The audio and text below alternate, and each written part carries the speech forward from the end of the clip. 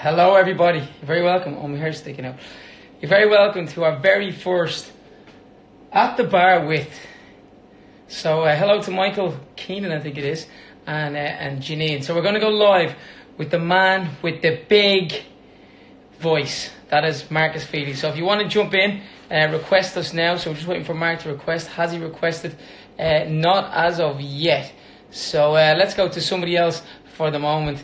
And let's see. Let's go to Little Miss Woohoo. Let's see, Little Miss Woohoo. How are you? You there, Little Miss Woohoo? Let's see what part of the world that you are at the moment. What are you? From Manchester. Okay, and what are you doing? Just absolutely nothing. I just got out of the bath. Okay, you're fully clothed though. All good. I'm fully clothed, yeah. Okay, well that's good. Well, listen, everyone has to have a bath, don't they, every now and again? So how are you coping, by the way, with all this craziness? I'm just about coping. I'm self-isolating with two boys. My husband still has to work, so. How old are your boys? 6 and 12. Right, so how do you keep those busy? I'm winging it, not gonna lie. Aren't we all? So are you a big Westside fan? Have you been to see us before? Yeah, huge West Side fan. Saw you back in the day when you was West Side. That's when I first met you. When I went to see Boyzone, you were supporting them. So when we supported Boyzone back in 1998, you're one of those Boyzone fans that then started to like us, I guess. Yeah. Happy days. And the rest is rock and roll history, as they say. It totally is, yeah. You're amazing. Thank you. Appreciate that. So are you looking forward to the new tour? Have you tickets to the new show, or? No, we didn't manage to get any tickets, unfortunately, so we'll not be seeing you this year. Then again, will anybody be seeing you this year? Well, that is the $1 million question, isn't it? So at the moment, everything still is on, but that could change daily, you know. Yeah. So at the moment, it's still on. We haven't heard, so you never know. But look, if it does get cancelled and that, we will do the gigs eventually. So that's the positive part, you know. So, but listen, I'm going to go, Little Miss Woohoo, because I've got Mark waiting, I hope. So it's good to talk to you. Okay, thank you. See you soon. Bye. Right, let's see how we can do this. So my producer, Jay, is not with me at the moment. He's so if you want to jump on, by the way, you got to request it. So you got to log off, and then when you log on, the request button will come up. And at the moment, I'm scrolling to see where Mark Feely is, the man with the big voice, as they say, because if he lets me down, there will be trouble. There might never be a gig again if he lets me down. That is it. Now I know Shane Foylan is jumping on, and I know here he is, the man himself. Ladies and gentlemen, my first international superstar ever at the bar with is Mr. Waiting for Marcus Mullen. Hello. How are you? I'm fantastic, Nicky. I'm sitting halfway down my staircase on the landing because the lighting's really good around here. So thought I would, yeah, my lighting is a bit orange because I've got my this bar is Nucleus Bar, named after my dad. So it's kind of. I like. But we'll go with that. But listen, look. You're on the floor. Wait there. Good start. Nicky, you're lucky you didn't have a skirt on. Oh, the next one I will. Right, hang on, right there. I want to get this. Have you got a glass? Have you got a glass there, Mark? Because what I decided to do, since we're doing this for the first time, I found the biggest bottle of rosé that I could find in the bar, right? So I'm gonna pour myself a little glass. I hope you don't mind. Absolutely, I like that glass. Thank you. And what I was going, because you're not here, but I didn't want you to ever say enough for your glass. I got you a small glass. Hang on a minute, Nico. Yes. Don't be doing that. Give me the glass of wine you just poured for yourself, and you can have the small one. Okay. Well, hand it through the camera. Hand it through the camera. Go on. It's gone. It's gone through. Have you got it? Oh. Oh, the magic of modern technology. And that is the glass. And somehow it turned into Sauvignon Blanc. Yes, because we actually got given these before as a band. We did indeed. We got a good present from it was from the McManus family actually. So now here's everybody. We've 2,000 people looking at us now, Mark. Okay. I want to enjoy this first ever Insta Live virtual glass of wine with you. So push that to the camera, give us a cheers. Boom. Oh, hang on, look at that. That's lovely. Now, Nice wine. I've loads to ask you. What I want to cut to the more serious stuff first. I want to ask you, how are you getting on in this world of craziness at the moment? I mean, it's just obviously so random for everybody. Like me personally, I always sort of glass totally full. But you know, I'd be kind of quite optimistic, and I kind of feel like I'm much kind of luckier than a lot of people out there. There's a lot of people that have been affected by this way worse than I have. Myself, Kaylin and Layla are, you know, kind of locked up in the house most of the time unless we really have to leave. And I'm kind of actually enjoying that element of it. I'd much prefer if we weren't in this situation, but I'm sort of just making the most of this. I think what I've realized is that, and everyone does it, you know, we're all just so caught up in, you know, booking the holiday or getting something done or, you know, doing up that room in the house.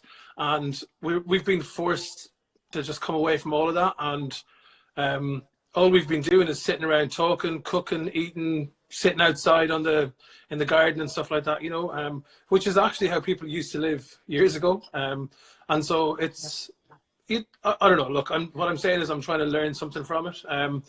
But, you know, it's, I think as people, we all try and make each other laugh, and we try and sort of see the funny side of it. And so that's why everyone on social media, I mean, I've never got so many joke, you know, photos and memes and all that kind of stuff in my life. And because that's what we do, you know, if we're in a situation that isn't great, everyone sort of tries to get each other through it. But of course, you know, I was having a bit of fun on Twitter just the last couple of days with this sort of Westlife dance thing. You told me earlier you've seen it, and, you know, it's all good and well, but then I actually do think, you know, well, it's all great having fun, but there's a lot of people out there that aren't in a fun situation as well. And so I feel lucky to be able to just sit at home with my family and, you know, be okay, because this is affecting a lot of other people a lot more and a lot worse. So, you know, what do you think you've learned most about yourself in the last 10 days since you've had this kind of lockdown, semi-lockdown? What have you learned most? What have I learned most? Like, have you learned more how to cook more? Have you learned to I'll tell you what I've learned. And I don't know if it's the same for everything. It's things like if you do a weekly shop, you might not always get through it. Like, as in, you might not actually get to cook that chicken breast that's in the fridge. But now it's like, you know what? You're rationing. Oh yeah, out.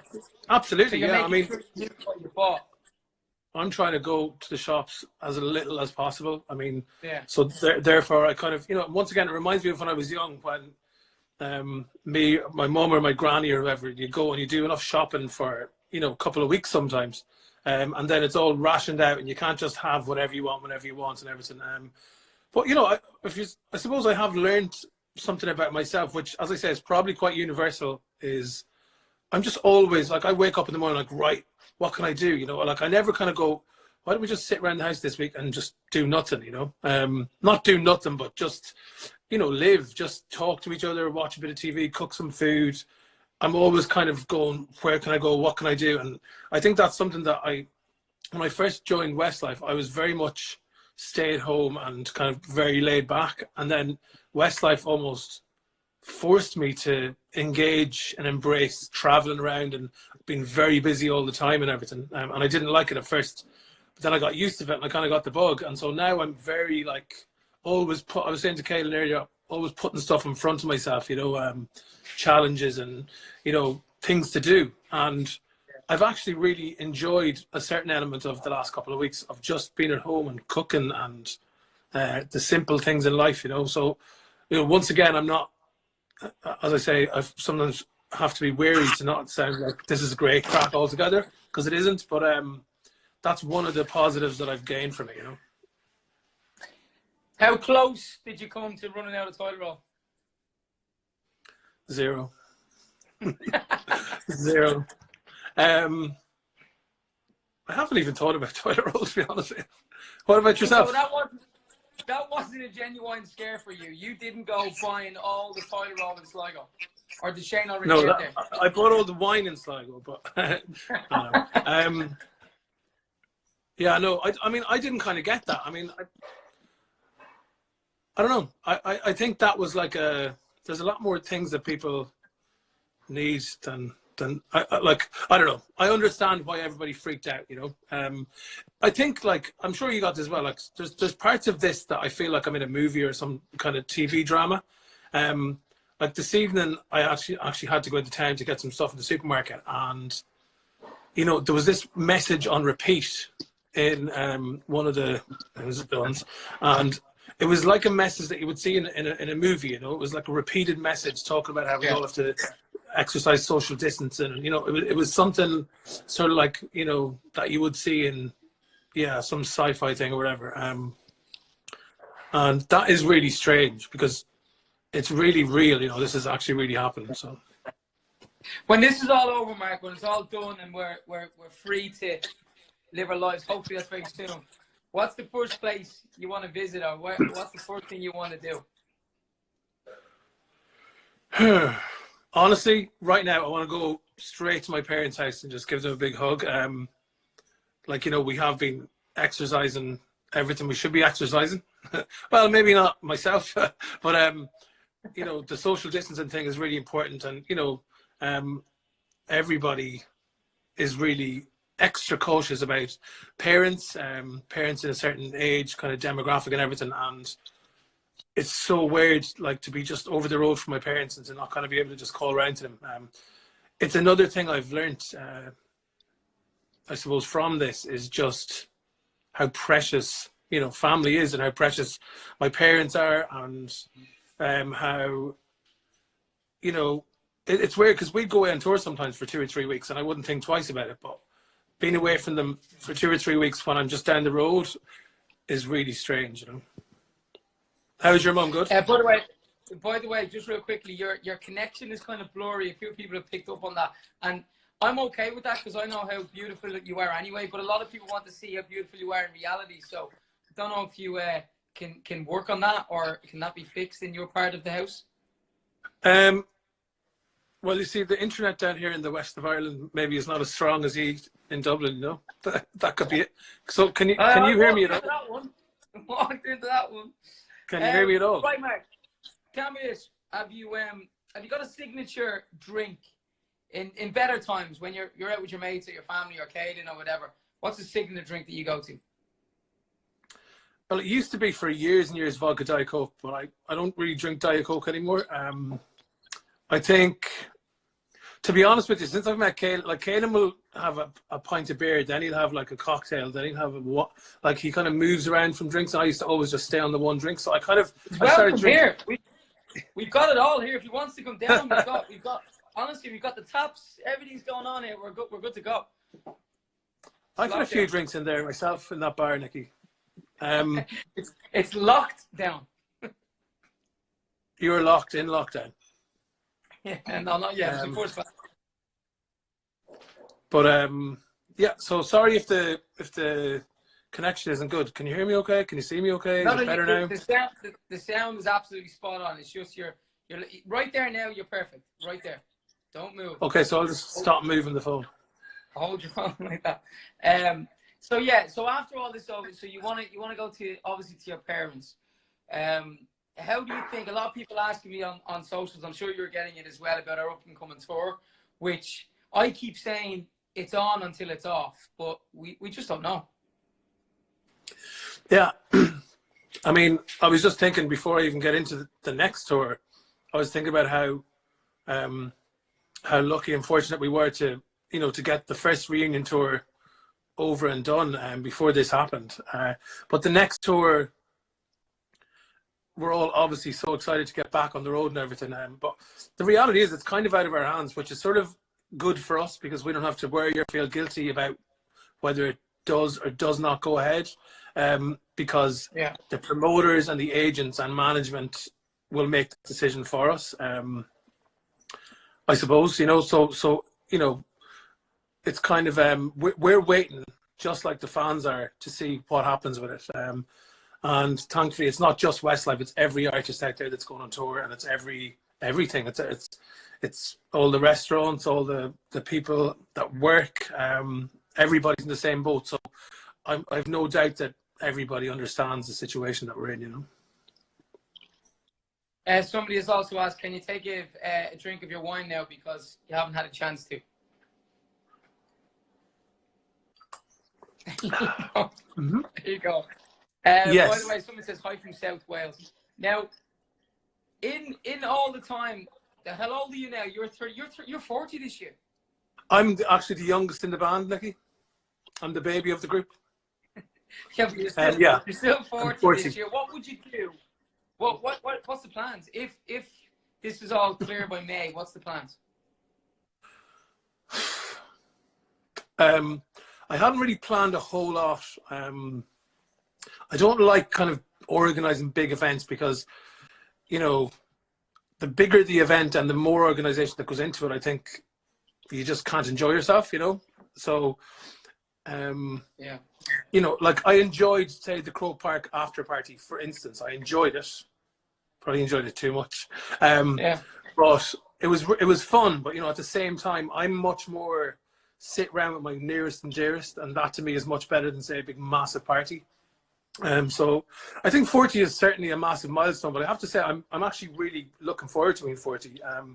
You know, when I was 20, I wouldn't have said that, but I'm actually in a good place. You know, I'm much kind of more grounded and all that. You know, I've said this. This is like the same as that message that's on the screens before we come up for the medley for is it Uptown Girl? No, I Have a Dream. On the last tour. I should have just played that. I didn't need to talk to you at all. I should have just played that straight away. Tell me this, Mark. Music for you at the moment. What are you listening to? I would have always said, out of all of us, you and Keane would probably be most into listening to, let's say, what's new, what's coming out. That's not being disrespectful to myself and Shane. But I certainly would put you even further ahead of Keane there in terms of what's current. So what are you listening to in these terrible, drastic, horrible times? Honestly, I always go back to my kind of collection of music that I have, unless an artist is really exciting me. Like I just listened to Nina Simone and Sam Cooke. Actually, Layla's my lovely little 6-month-old daughter. She's nearly 6 months old now. She's kind of quite controlling of my music taste because I play music to her to soothe her and calm her down. And she was born in America, and she was born in California, and I happened to, so my mum and Kane's mum came over, and I was meeting them at the airport, and I was like, right, I got to get some proper American California music on the go in the Jeep for the two mums that are coming over from Ireland. So I downloaded the Beach Boys greatest hits to play for them in the car as we, drove in California. And that happened to be the first. So after Layla was born and she was crying, the Beach Boys was like the most recent thing on my phone. And so I put that on, and immediately, like magic, she just stopped crying. And to this day, I could put on any artist in the world, but the Beach Boys is the only one that kind of completely chills her out. So I've been listening to the Beach Boys, Nina Simone, and Sam Cooke because they all seem to calm Layla down, basically. Apart from that, I mean, I listen to music in the car. I love radio shows, like your own one. And I haven't been driving that much in the last couple of weeks, obviously, so I haven't really been listening to new music. I mean, I like Billie Eilish. There's a song on one of the adverts at the moment. I downloaded it the other day. I'll see if I can find it in a second. I like kind of, at the minute, it's more like, oh, I like that song, I like this song. It's not really as much an artist as such. What about yourself? You're definitely tapped into the new music with the radio and all that. Yeah, no, I did, but I find myself a bit like you, kind of when I put on Spotify, I'll go back to things that I know I like. I'm not really the type of person to want is probably the wrong word, but tend not to try to discover. And then all of a sudden, if something falls on my lap and I do, I'm like, oh, wow, this is amazing. I mean, I always like Dermot Kennedy's a good example because Georgina, my wife, not to you, but for people who don't know, she loves Dermot Kennedy and has done for probably 2 years. Yeah. And like he's one of the biggest stars in the world, and it's like she would have been playing that over and over again, the house and the car, etc. Yeah. And would have Well, got actually, all into it. my one of my best friends was talking and going on and on about Dermot Kennedy for quite a few years, I think. You know, you got to listen to this guy, check him out, or whatever. This is like, Dermot Kennedy's been around quite a while, hasn't he, before he kind of hit it big? Yeah, I think he used to do like the pub scene and the local scene around the country here in Dublin, etc., and all that, and kind of took it on from there.